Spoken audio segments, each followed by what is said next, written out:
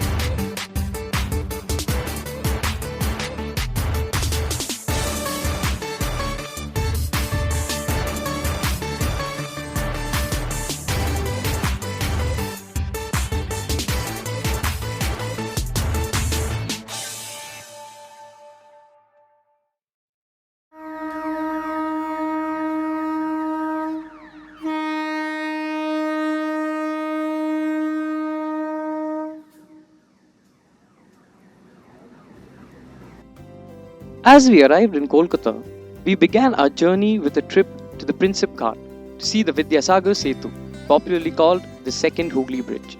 This particular bridge is the longest cable-stayed bridge in India and one of the longest in Asia. The bridge stands tall in the middle of the river Hooghly, a tributary of the Ganga. With fishing being one of the most important occupations here, the river is home to several fishermen around the city. A boat ride here with a view of the huge Vidyasagar Setu above is a must.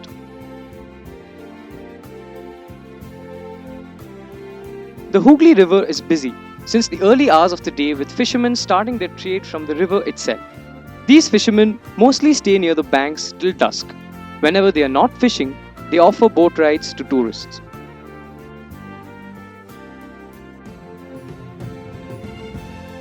Right next to the Princip Ghat is the Princip Monument, built in the memory of James Princip during the British Raj. This Palladian monument is now a popular recreational spot in the city. Its rich Greek and Gothic inlays has always grabbed the attention of many filmmakers of shooting their films.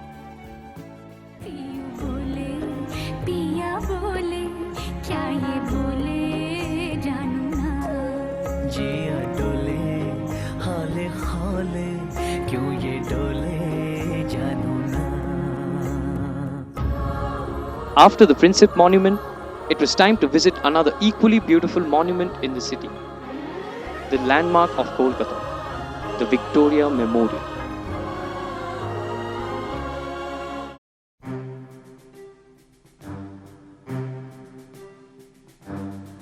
Built entirely of white marble, the Victoria Memorial was built by Lord Curzon on the death of Queen Victoria.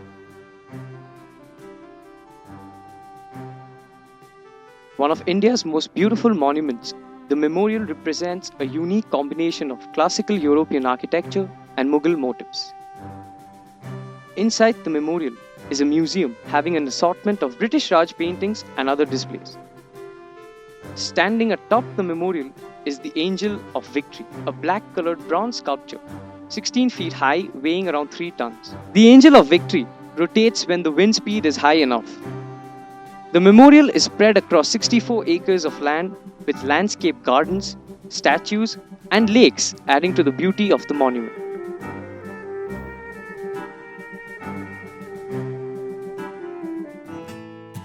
Right opposite to the Victoria Memorial is the Maidan. As the name suggests, it is an open field and the largest urban park in Kolkata. Spread across about 1,000 acres of land, the Maidan is the mecca of sporting activities in the city.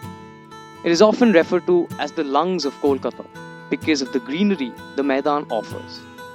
The vast stretch of the field is home to several aspiring sportsmen who are free to practice any sport at any time of the day. It is dotted with several clubhouses belonging to the various sports clubs, the popular ones being that of Mohun Bagan, the East Bengal Football Club, and it has also several cricket clubs and nets dedicated for practice. Along the Maidan lies the famous sporting venue, the Eden Gardens Stadium, one of the most important stadiums for cricket matches. The Eden Gardens is the largest cricket stadium in India and the second largest in the world by its seating capacity. The stadium is the home of the Bengal cricket team and that of the Kolkata Knight Riders. After visiting a few tourist spots in the city, it was time to head for breakfast. And what better way to reach the destination than to take the tram service? The trams are trains with two bogies that run on roads, like autos and cabs, than on separate railway tracks. Being one of the cheapest means of transport, Kolkata is the only city in India to have trams. They operate and connect some of the most important places in the city and are eco-friendly since there is no emission of fumes. Apart from being a part of history and that of heritage, the trams guarantee a comfortable ride within the city.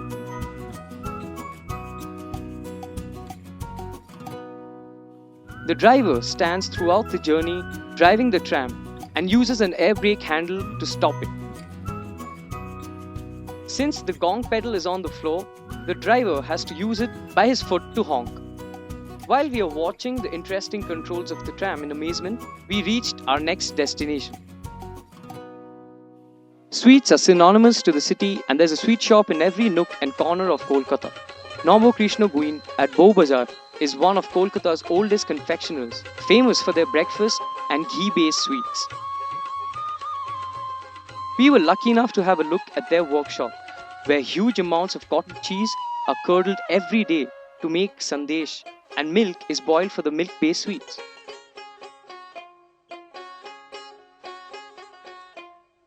Trained confectioners make intricately designed amritis, the Bengali equivalent of jalebis.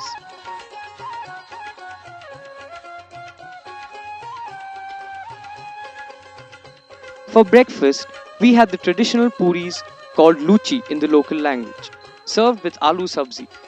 The puris are made fresh in front of the customers and served hot.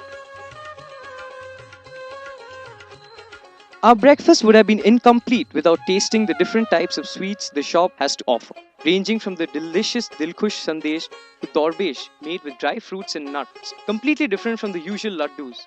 Their very famous Chanar Pulao, a sweet made with shredded cottage cheese, to extra large bundis made of besan, fried in pure ghee and soaked in sweet syrup. The shop has an unlimited variety of sweets for the different taste buds that its customers have. They also specialize in making Kolkata's favorite sweet dish, the Mishti Doi, a sweet and tastier version of the normal curd available everywhere.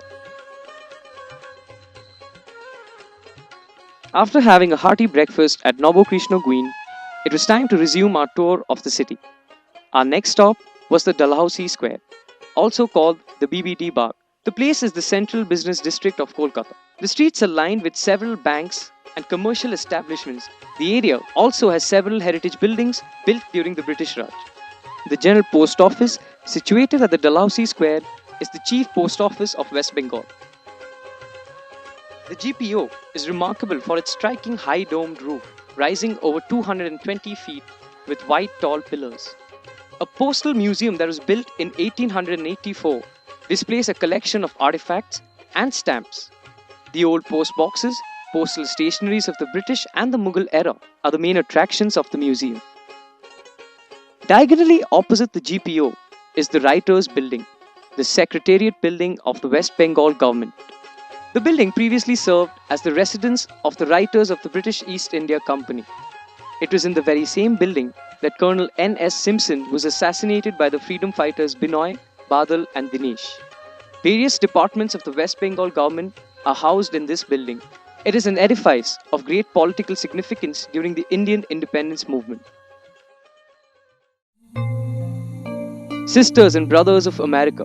Swami Vivekananda's famous speech in Chicago played a key role in spreading of Hindu philosophy in the West. An Indian Hindu monk, Vivekananda was a key figure in the introduction of the Indian philosophies of Vedanta and Yoga to the Western world. Born and brought up in Kolkata, Swami Vivekananda's ancestral house is now a tourist destination. The house has now been converted into a museum and a cultural center for visitors. The narrow lanes and the old-style verandas are where Swami Vivekananda spent his childhood. Adjacent to the museum and the cultural center, a statue of Vivekananda has been kept with anecdotes from his speeches engraved in the podium below. The ancestral house also has an English center, a library, and a computer training center for the youth of the city.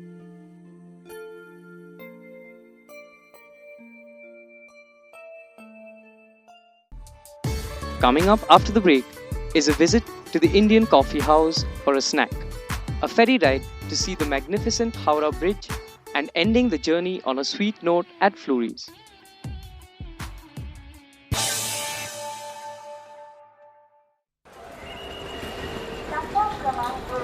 Excuse me.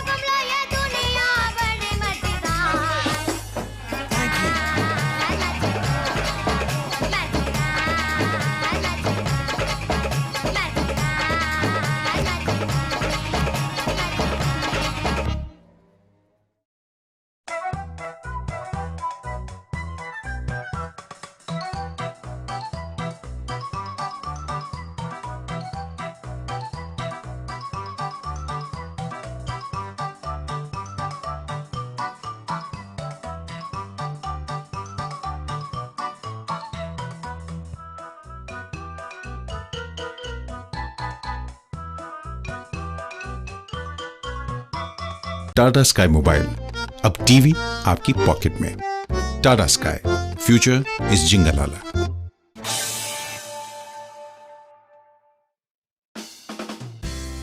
Food forms an integral part of the city. Multicultural and diverse, the food scene in Kolkata is rooted in Bengali cuisine and influenced by foods and flavors from around India. The real heart of the city lies in the different cuisines the streets and the restaurants of Kolkata has to offer. And since it was lunchtime, we decided to visit one such famous eatery. The Indian Coffee House, run by the Indian Coffee Workers Cooperative Society, is another landmark of Kolkata. Initially built as the Albert Hall in 1876, the coffee house has always been a forum of sorts for the intellectuals and has been a center for political discussions that have been frequented by the budding Marxists in the 60s and the 70s. The walls of the coffee house are still plastered with revolutionary posters and slogans pledging to bring change and revolution. Since its inception, the large two-storied hall has been visited by prominent people like Rabindranath Tagore, Subhash Chandra Bose, and many others. The second floor, called the House of Lords, were previously reserved mostly for the British, while the first floor was the House of the Commons. Located amidst some of the popular colleges, the coffee house is a famous hangout among students. The attendants here at the coffee house have a special white attire with a turban that they wear while serving food to the customers. Two of the most popular dishes of the Indian coffee house are the delicious grilled fish and the crispy fish fry. While the grilled fish here is prepared in an Indian style with a hint of local spices, the fish fry is made using fresh pecty fillets coated with a crispy bread and served with veggies. The aroma of the coffee spreads throughout the hall of the Indian coffee house, as it is made with strong coffee beans, giving it a different taste altogether.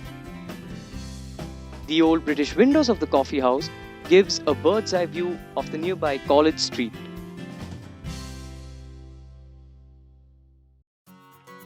College Street is a 2-kilometer long lane consisting of several bookshops, commonly known as the Boipara. The street is filled with big and small stores selling brand new as well as second-hand books. In fact, it is the largest book market in India and the second largest second-hand book market in the world. Many publishing houses like Ananda Publishers, Rupa and Company are located at College Street. The name of the street comes from the several colleges located in the vicinity, with the prominent one being Presidency College, set up by the social and educational reformer Raja Ram Mohan Roy. Any title from anywhere around the world at throwaway prices, College Street is the answer.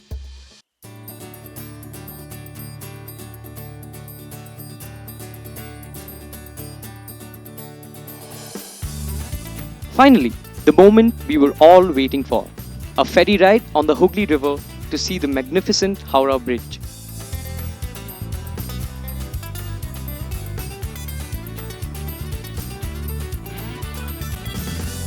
Also called the Ravindra Setu, the Howrah Bridge is a suspension-type cantilever bridge without having any pillars and nuts or even bolts in its construction, but still standing tall for the last 71 years.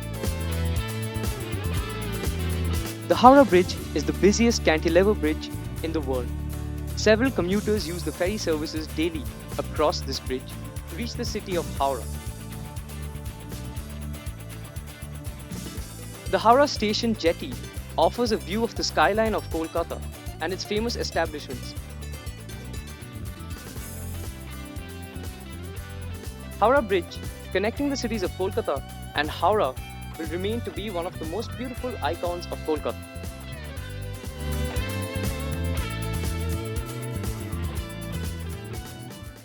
After the Howrah Bridge, we headed towards the shoppers' paradise of Kolkata, the New Market area.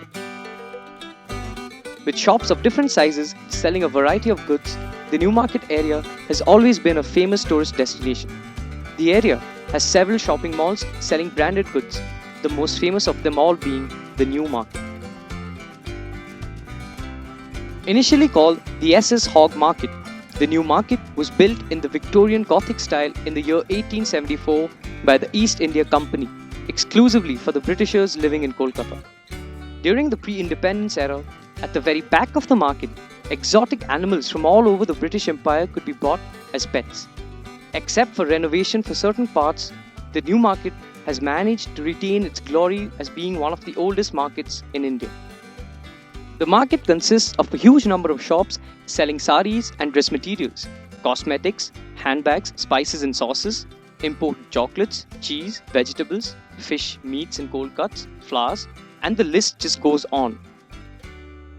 Nahum's & Sons is the most popular confectionery inside the New Market. Started in 1902, the Jewish bakery holds a special place in the heart of the people of Kolkata. Initially started as a door-to-door service selling cheese and cakes, the bakery has grown to become a place to have delightful and rich fruitcake, their most popular product. Seeing the variety on display, we couldn't stop ourselves from trying out their delicious brownies, cream rolls, jam tarts, pastries, patties, and even macaroons. Kolkata is not just about the century-old buildings and markets. With growing population, the city is expanding at a fast rate. The Rajarhat area in New Town, Kolkata is a fast-growing planned satellite city. Comprising of several urban high-rise buildings, wide roads, this brand new part of the city is slowly becoming the hub of IT companies. With modern amenities and ample green cover, New Town offers luxury malls and lavish restaurants to add a bit of modernity to the old world charm of Kolkata.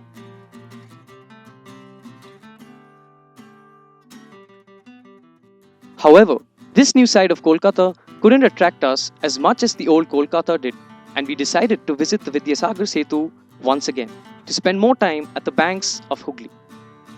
With the sun setting as early as 5:30 p.m., it was time for the fishermen to call it a day and come back to the banks of the river. It is after sunset that the city lights up and the nightlife begins, with several eateries setting up shop for customers.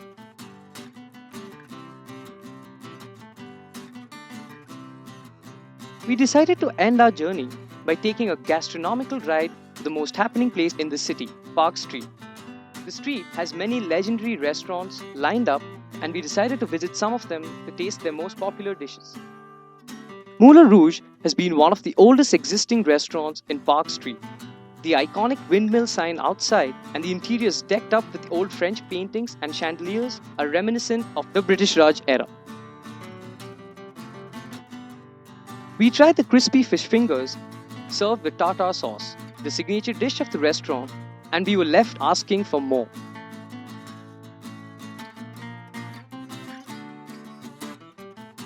Next on the list was Peter Cat, another legendary restaurant on Park Street, mostly famous for its delectable secret recipe of cello kebabs, the fastest selling dish of the restaurant and available in veg and non-veg variants.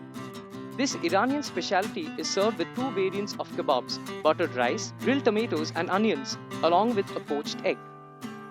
While we were enjoying our share of this dish, we came to know from the management that it is a rare sight to not see at least one cello kebab at every table of the restaurant. Mocambo, another upscale European restaurant, has been the venue for the most delicious continental fare since 1956. While the restaurant was earlier famous for its cabaret performance, it is still popular for a variety of fish preparations, sizzler, and their famous baked Alaska. We then headed to our last destination of the journey, Fleury's, for desserts. Another landmark of the city, Fleury's is a Swiss tea room established in 1927, offering various traditional European confections. The tea room has time and again introduced the city to its authentic Swiss delicacies. We tried their specialties, the Mona Lisa slice, made of coffee butter cream and vanilla sponge. The Baba pastry, a tall, rich, dry cake, as well as the chocolate biscuit slice, thereby ending our journey in Kolkata on a sweet note.